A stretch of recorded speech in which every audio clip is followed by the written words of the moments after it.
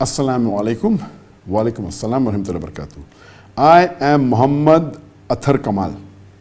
I am from Jharkhand, India.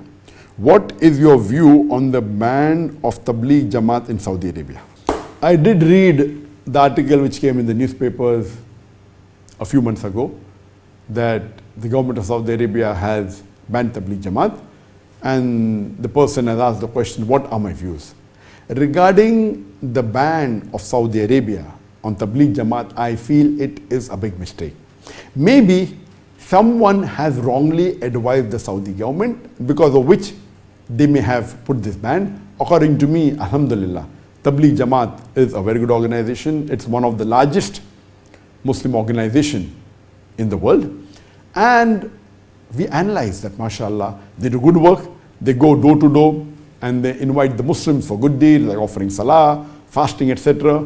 They have done a lot of benefit for the spread of the deen.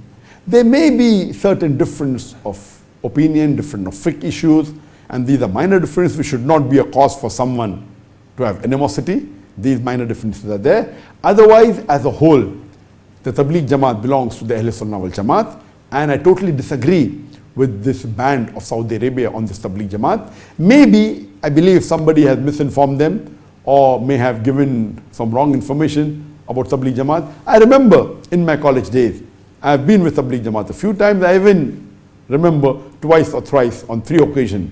I went for 3 days for the 3-day Ijtima, and they do invite people to Islam and to Quran and Hadith. Yes, there may be some of the groups may not agree with the methodology, which these are minor issues, or with issues of fiqh. This should not create a fitna amongst the Muslims. There should be no division because of these.